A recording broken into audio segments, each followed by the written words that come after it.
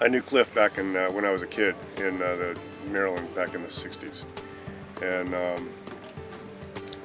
there all of our families were friends, and Cliff was pretty close to us all. And in pylon racing, when I came back to it, he was involved in that, lived in Florida at the time instead of up in Maryland.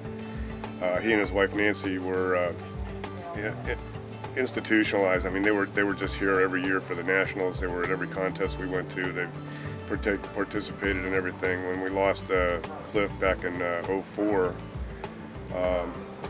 things kind of changed a little bit, and it affected a lot of people. He was instrumental in setting up a scholarship fund at AMA in his name, as well as helping with the general scholarship fund at AMA. And to date, it's grown pretty well over the years. What I do is hold a raffle for some pretty significant prizes in the racing communities. There's not a lot of us that race, but prizes are pretty good for a group of 200 to 300 people in the country that race pylon.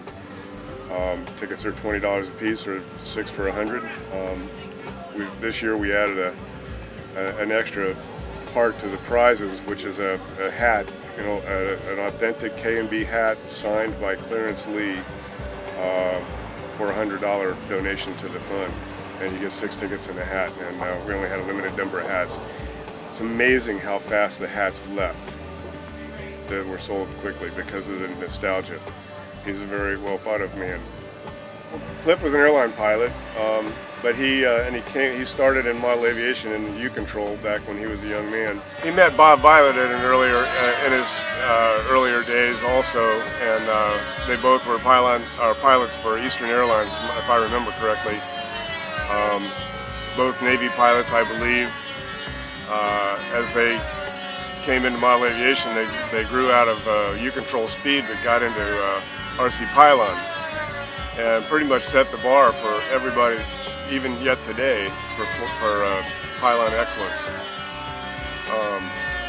Both in craftsmanship and building theory and all that kind of stuff, as well as the ethics behind it, and having a fair and honest competition, which is really important.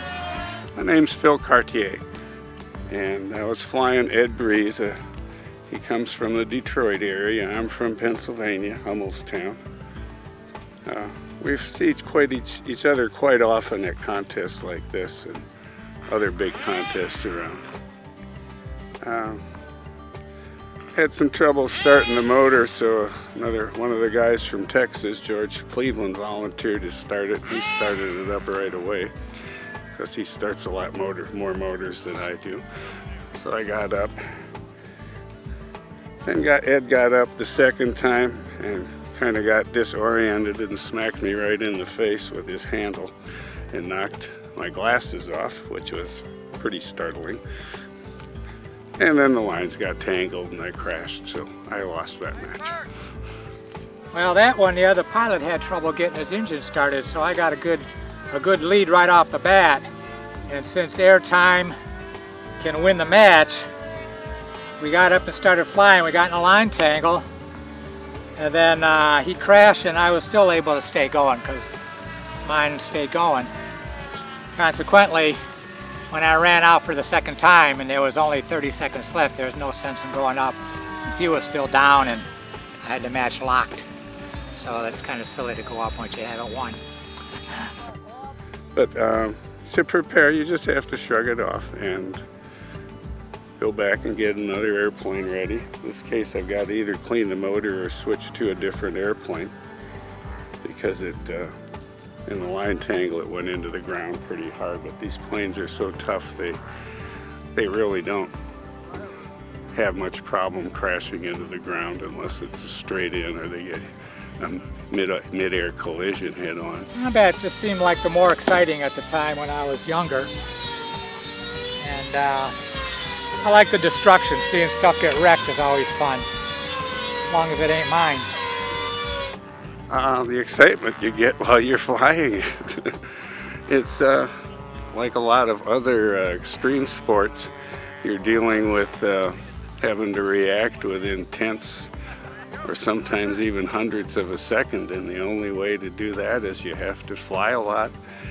Just like skiers ski a lot and the skateboarders skate a lot, they have to practice all those maneuvers so you know exactly, your body knows exactly what it has to do, even if you can't think. You know, these planes are going about 80 or 90 miles an hour, and they're never more than 60 feet from the ground, or 50 feet from the ground. So you have basically a second and a half to react once you get much higher than about this high, 45 degrees. If you go the wrong way, you've got well under a second to react to what you're doing and not make any mistakes. One of the most common problems people starting out have is they think too much while they're flying. And they'll fly and change their mind twice when they only had time to change it once.